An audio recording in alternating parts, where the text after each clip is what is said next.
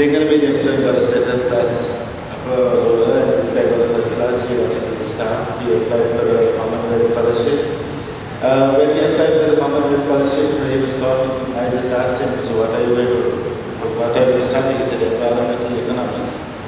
So the single medium student asked him a whole bunch of questions about environmental economics, sustainability and all, a whole bunch of stuff.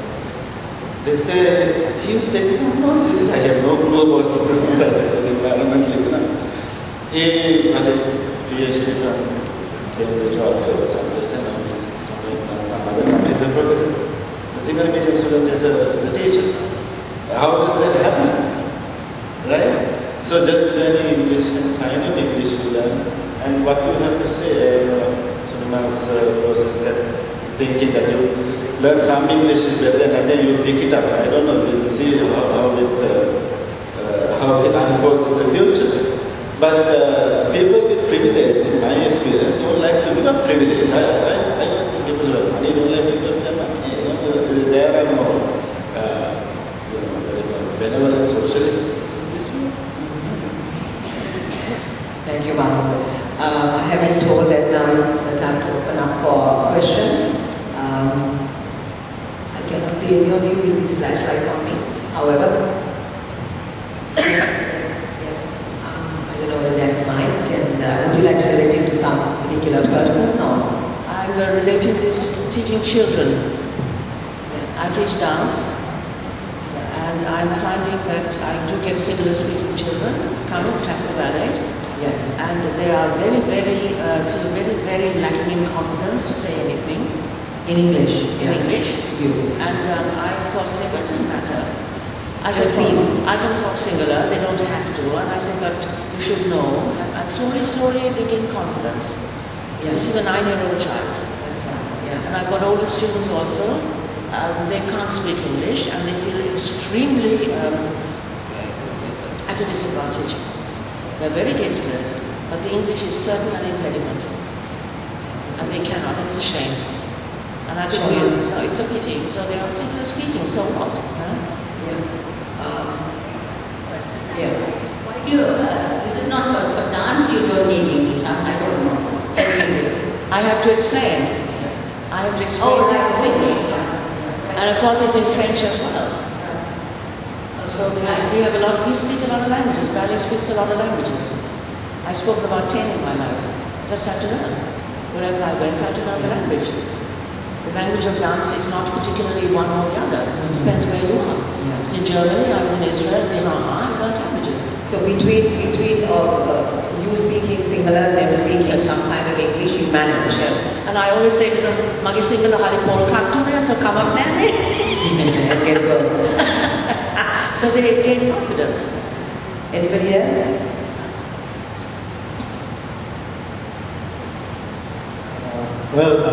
Actually when I started this, I didn't have any questions. But since you all started, one question began growing and now it has become a very complex one.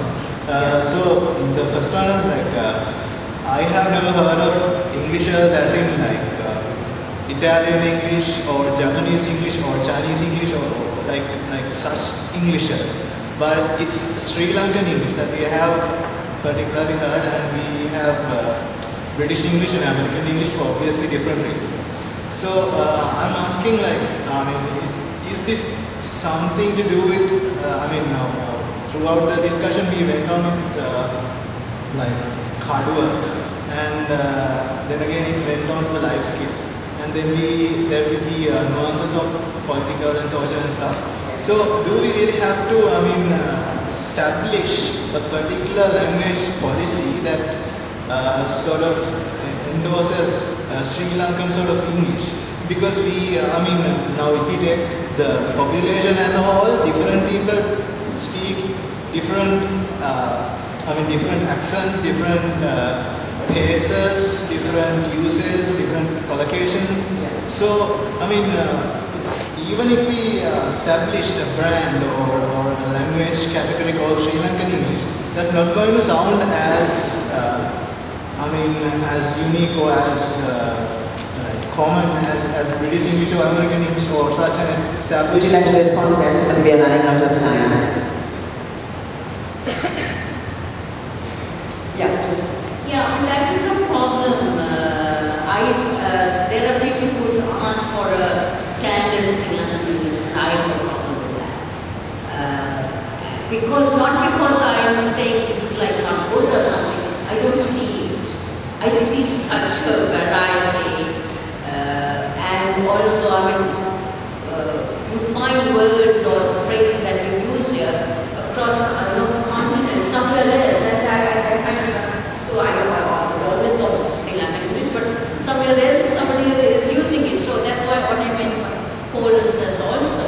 I think, again, I will go back to, I think a more interesting way for me is kind of look at the embodiment, I mean, what is happening in that transaction, how language is being used, and then kind of take something out of that, which can be called Sri Lankan English for want of a better word, but not to prescribe, and not to circumscribe. And even when you're like when it comes to teaching, like we observe that, I mean, what's really happening is, I mean, as per my observation, like when you say English, now you know the difference of reading a fiction for the pleasure of reading it and studying it for exams. So what I feel is like what's going on with the scenario in Sri Lanka when it comes to English teaching, like they feel, I mean, when like it's something that they have loaded on them rather, because now, for example, when some terrible situation pops up, now the average Sri Lankan English speaker is going to say, what the hell? There's no other word that would native speaker say it. Yeah. Thank you very much. We are out of time. I'm told by the organizers. May I thank my distinguished panel, Sumati, Sharma, and Malika. I'm just wondering, can I take one more question? Ashok, just 1 second. I can't see anyone. Can I take one more question from you? One more, okay? Okay, I'm adding to Jani. It's actually, what I see is there's a division between the practical English and what we teach in schools. For example, the dialogues. For example, they are completely flawless dialogues in textbooks. But when it comes to practical conversation, you use space fillers and all kind of very easy kind of English. Not very kind of Shakespearean English. You find Shakespearean English in not that Shakespearean, but kind of very grammatical, flawless English in school textbooks. And one more thing about Sri Lankan English. This is related to Sri Lankan accent actually. Now we talk about talking in Sri Lankan accents. The big figures are talking about it. Really, Christian comes to do American and British accents. While they are talking about establishing the Sri Lankan accent. So I would like to know the idea of the panel as well. Thank you. Just take that up. There's a style. Some people use these words ane and all in the I don't know whether it is how to be Sri Lankan. But if I can have my last word, this person I told about earlier, some lines. Because we're starting a magazine to teach, to help students who are learning in the English medium now outside Colombo. They don't have teachers, they don't have behavior, we're starting a small magazine, the newspaper. So I said, we'll do an ad in Ribeira. And I told him, and see, these are the kinds of lines he came up with. English is instead of being subdued by English, subdue English. English is a movement to nationalize English. Rajavaram Kaduwa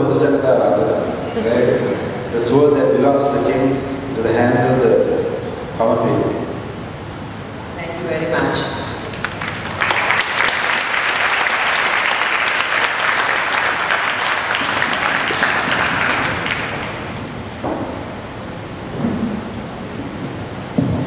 Thank you very much, ladies and gentlemen.